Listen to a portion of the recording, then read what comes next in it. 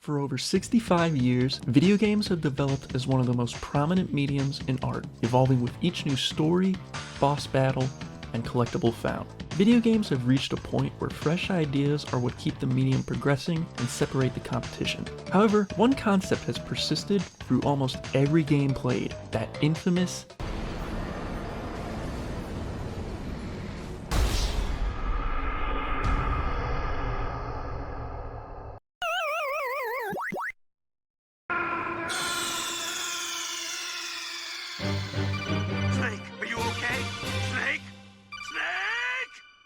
whatever generation, genre, or type of game you're playing, it likely features a game over screen that signals your failure. More often than not though, a game over results from the player's character dying in any number of unceremonious or brutal ways. As a result, video games are more intrinsically linked to concepts of death than one would think. The game over screen has its own unique and expansive connection with gamers, but death's permeance in games has also expanded to narrative and design significance. To understand this relationship, we have to go way back to some of the earliest video games.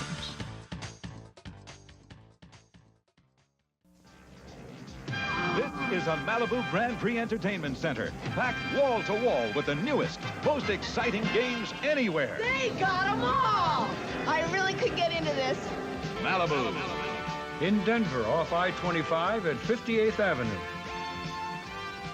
Big games of this era included Pac-Man, Galaga, and Centipede, and they all followed the same rules. Enter a quarter, complete as many stages as you can, and try not to die by losing all your lives.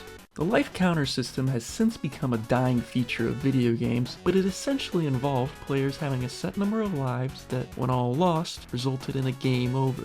If a player saw that game over screen, it signaled to either shell out another quarter, let the next kid have their fun, or turn tail and head home. At its core, death in video games was nothing but a sign of failure, one step closer to a game over and an end to your enjoyment. So why did kids keep giving their allowance to these digital gauntlets? Well, play good enough, and after that game over, you'd be presented with a high score screen, where you could enter 3 magical letters. It could be your initials, or poo, or any other naughty words that would make your friends laugh. The point was, if your name was on this board, you belonged in a hall of champions, and everyone wanted to reach the top in their favorite games. When you play the game, once you start to play it for a while, you keep on playing it. Any normal person would want to beat the machine. So sure, death in a game over meant the game ended, but it also meant it was time to try again better than ever. Each failure was just a player sharpening their skills, and losing a few more quarters along the way, but whatever. The world's greatest arcade video games are now the world's greatest home video games. They're only from Atari, and only for systems from Atari, which means that when you play them on an Atari home video game system, you'll see amazing graphics, like this. Thrilling action, like this. It also means that if you try to play them on anything but an Atari system, you'll see something like this. As time has gone on, most agree that the difficulty of games has massively lowered. If you asked a modern Nintendo gamer to play their older stuff, it'd be like pitting a hydrogen bomb versus coughing baby! However, some developers continue to push what the most determined gamers can overcome. The studio From Software has crafted some of the most infamous and brutally challenging games of all time, yet they are also some of the most highly praised and successful games out there. Why is that? Well, for one, FromSoft builds some of the most compelling dark fantasy worlds that feature layers of subtle storytelling. But at its core, gamers just enjoy the challenge these games present. When you die in a FromSoft game, you're usually sent back to a checkpoint, either at the start of an expansive area or before a brutal boss fight. These checkpoints are sparse and a relief to any player when found, because many areas and bosses can take players from hours to days to weeks to pass. Every death is a terrible pain and a step closer to a smashed controller.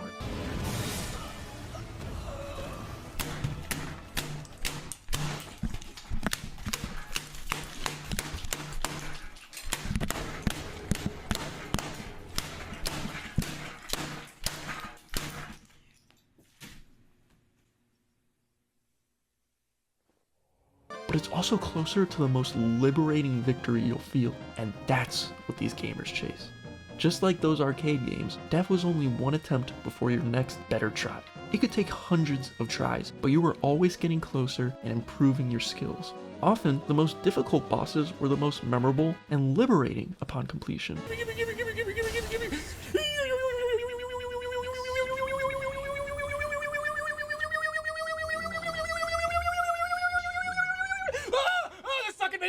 Unlike arcades though, there was no high score or trophy at the end, just your personal achievement and pride. It may seem insane to some on the outside, but the hundreds of deaths in these games have developed a perseverance and desire for challenge that's hard to come by.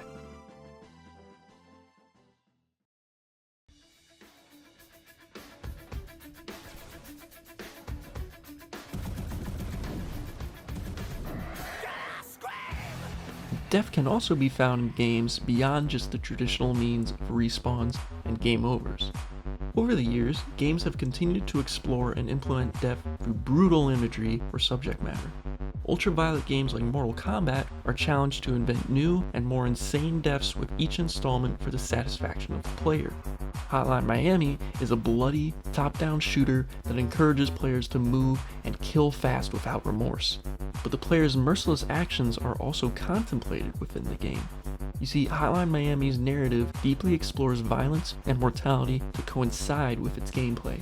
There are also many other games like Hotline Miami that are narratively and thematically revolved around concepts of death.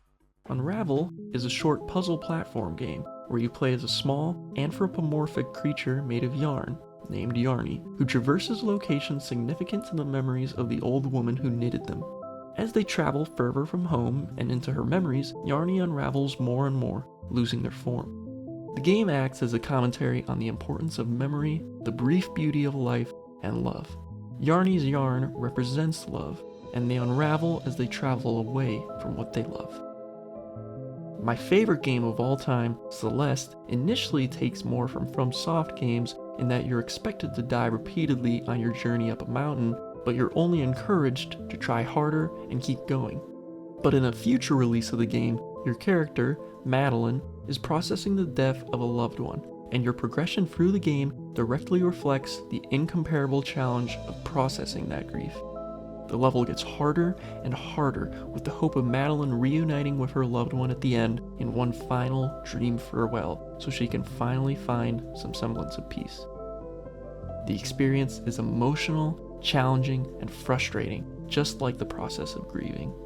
I died 2,521 times on just that level alone. Yes, it keeps track for you, but I never gave up because it was such a fulfilling experience, and I wanted to reunite with that character just as much as Madeline.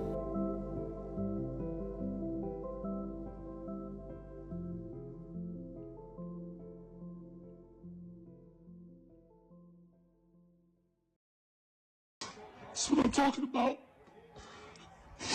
This shit means something to me, man. Many other games can get just as emotional from the death of a pivotal or beloved character. Without spoilers, Red Dead Redemption 1 and 2 feature deaths that can get a reaction like this out of the person. I don't give a fuck about this lion. I don't care about this lion. The Last of Us 2 included a death so shocking and so dreaded that it caused many players to hate and quit the game. That's how attached people can get to these characters. There are even those rare gaming experiences where the truly unexpected happens, as your character perishes at the end of your journey. Telltale's The Walking Dead game continues to live on today for its beautiful portrayal of found family between Lee and Clementine that ultimately ends in heartbreak.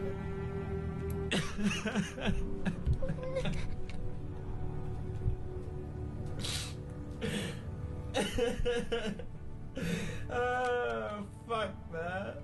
Halo Reach is another example that shocked Halo fans with its tragic adaptation of that universe. In previous Halo games, players usually take control of the badass Spartan Master Chief, who defies all odds to save the day. Halo Reach has players control a new Spartan character, Noble 6, who links up with a special Spartan unit, Noble Team, to protect the planet Reach from the alien threat, the Covenant. Those familiar with the lore of this universe knew the incoming tragedy, while those unfamiliar were set to witness a truly devastating story. Spoilers ahead, but the game has been out for nearly 2 decades now. Throughout Halo Reach, each Noble Team member dies one by one in unexpected and devastating ways as the Covenant wipes out human life on the planet and takes over. Some characters sacrifice for a cause unfulfilled, others die suddenly and without a fight, and they all surprise. Because players have known these Spartan characters as badass, unkillable heroes in the past, but here they die like nothing. In the end, even you, the player, aren't safe, as your final objective as Noble 6 is to simply survive. But it's impossible, and Noble 6 is eventually killed like the rest of Noble Team and left in the ashes of Reach. Yet, Noble Team's sacrifice paved the way for humanity's eventual victory that was portrayed in Halo 1-3, leaving players with a bittersweet feeling. The whole experience is a devastating display of war that captures life's fragility and unexpected nature. Moreover, it's a moving reminder that our lives, and therefore our deaths, influence those around us. Every life has a story and an undeniable meaning. Master Chief, you mind telling me what you're doing at McDonald's? Sir, finishing this Big Mac. The games I've mentioned here are only a fraction of the compelling experiences available in this medium. While each game tackles death differently, they're all nuanced takes that display the captivating nature of this interactive medium. Video games make the player the protagonist, so it's quick to get immersed into the world you're dropped into. These games posit perseverance, legacy, violence, guilt, grief, and disillusionment. But ultimately, they all give a renewed appreciation for life, which I believe is the best lesson death can provide.